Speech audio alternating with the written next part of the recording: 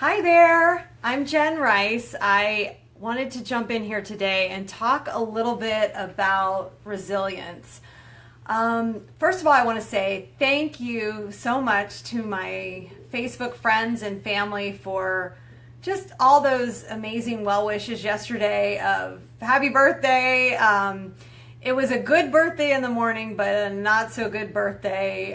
By the evening, we had a fantastic morning, lunch out. And then we got some news about our home, which was recently through Hurricane Irma, that we have a huge mold problem. So I have been doing a crash course on mold, which is not what I'm going to be talking about today, but it got me thinking about resilience because I definitely feel like this has been something that is testing me, testing us, and certainly there are a lot of people that have had it way worse than we have. But we did leave our home last night, and we're going to have to do a lot of repairs to get rid of all the mold. So if I have any, I don't know, anyone in my network who's been through this before, I would love you to shoot me a message with any tips that you have. Like I said, I'm taking my own crash course in my downtime, trying to learn as much as I can because obviously, there can be a lot of things to it. So that's what we have going on. But it got me thinking about resilience and resiliency in general, and basically how could you really transfer feelings of being burned out and whatever you might be doing. So let's say, in your profession, whether it's medicine or whatever else you're doing as your career, and you're feeling that fatigue, and some of those symptoms are usually like emotional exhaustion, increased cynicism. So, you kind of, you're not really looking at maybe your clients and or patients or what have you with the same openness that you once had, maybe a little bit more judgmental, and they really call that like a depersonalization that goes on. So having those symptoms or reduced sense of accomplishment, which I think is a lot of the reasons that people can walk towards being burned out or having to feel like they need to dial back in whatever they're doing, is you're just feeling like what you're doing doesn't seem to make as much difference anymore for whatever reason, right? So, what are the consequences of us having sort of a society that has this somewhat of an epidemic? I mean, in my profession in medicine, there's upwards of 40% of practicing providers are feeling these type of symptoms. They're feeling like they're doing a lot of clerical work versus face-to-face with their patient work. There's a multitude of things going on with this, and I think it's important for us to talk about it because I don't think it's going away anytime soon unless we kind of collectively as a group start to address that it's even a problem. So, consequences can be, like I was mentioning earlier, like a decreased empathy for the people you're serving, job dissatisfaction, certainly errors can increase more so when, hey, Michelle, thank you so much for jumping on. Yes, we live in paradise, but this was a humdinger, right? And I want to say that I feel grateful for a lot of it, but we weren't going to get out as easy as we thought we were, I guess is the main point. So, okay, so I was talking about, what are the consequences of people experiencing, feelings of burnout in their work or increased fatigue, depersonalization. Well, you can have more errors occur. It doesn't matter what your profession is or career, you can end up making more errors. Now, obviously, if you're an airline pilot, that's extremely worrisome, as well as someone, not making light of it, but let's be realistic here. There are certain occupations that we want people feeling good about what they're doing. So you'll hear people start talking about earlier plans for retiring, maybe leaving the job that they have and doing something else, and those can all be signs of this impending burnout. And of course, the worst consequence of burnout is suicide, which I discussed in a previous video, that I was shocked to learn that 300 to 400, and the numbers are a little bit, the reason it's 300 to 400 is because not every physician suicide is going to be reported as such. there's privacy factors of that person and their family, and so it's not going to be reported. But I think if we heard that there were, I don't know, 300 to 400 teachers committing suicide every year, we would be alarmed and wonder, why is that happening? So it does seem to be something that more and more groups are focusing on with medicine and how to correct this.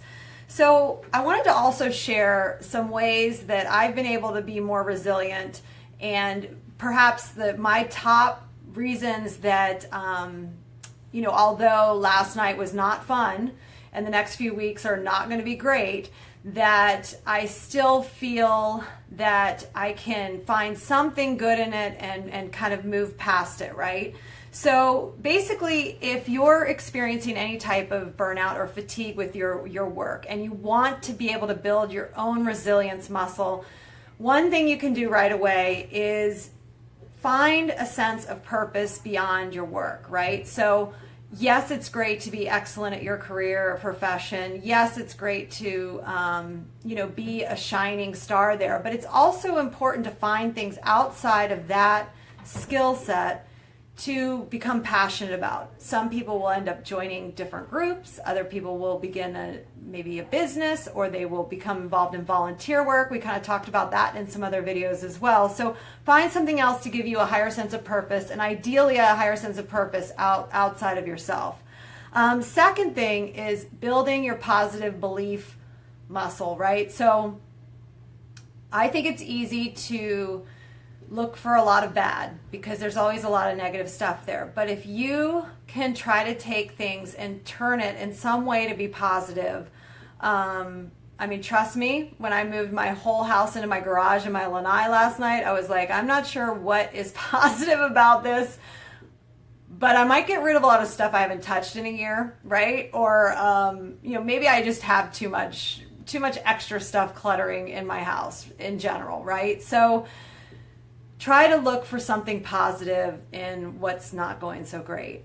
Third thing is developing a strong social network. And I think I mentioned before that I used to be, before I started my business about 3.5 years ago, I was kind of closed up in that I would go to work, do my clinical work, go home, I'd be tired, I'd lay on the couch and wouldn't go out much, didn't make new connections. I just kind of in this kind of fatigue wheel, right? Where I do this Monday through Friday, come home the weekend, too tired to do anything else. So, building though the social network around me has really served me well. Meeting new people. I'm not saying you have to spend all day on Facebook. I don't even think that's a good idea, or any of the social networks when we call it like social networking on Instagram, LinkedIn, whatever you like, Twitter. No, even in your community, right? Knowing your neighbors, knowing people around you, reaching out, saying hello to, like we always say, a simple hello can lead to a lot of things. So building that social network around you will help with your own resiliency. So, I wanted to share these top 3 things with resiliency, but I actually have 10 tips altogether. And if you'd like to get a copy of that, you can always private message me. That's easy. And I think, one thing I've felt, especially in the last, since yesterday afternoon when I knew we would leave the house and not be back till who knows when, was I was trying to think of ways that this could be something that'll be helpful. Certainly I wanted to count my blessings that we weren't in there so long that we were sick, because it was told that we needed to leave right away, right? So, before I was sick, Dennis was sick, Simon was sick, we were able to leave. So I think this is really the key in trying to build resiliency versus wallowing in what anyone would consider not a great circumstance, for sure. And so I find that this message translates over into work environment also, and that a lot of times we can stay and continue because we have that resiliency to lean into, so to speak. So if you guys would like to see my 10 ways to become more resilient, just pop something in the comments below or send me a private message. I'm happy to do that. I am launching my website next week, I believe, which I'm really excited about. It's centered all around basically healthcare profession and avoiding burnout and different skills that we can use. And I'm hoping to have guest speakers that offer points of view that can be helpful to manage stress levels. Now, of course, I'm mostly talking to people because that's my experience from healthcare, but it doesn't mean it doesn't cross over to perhaps something that someone else you would know would find value in. But if you do know someone in the health careers and you feel like they could benefit from my videos or messages, please feel free to share this video. And if you guys have any questions, you'd like to reach out to me anytime, I would love to hear from you. And I hope you guys have a great weekend and take care.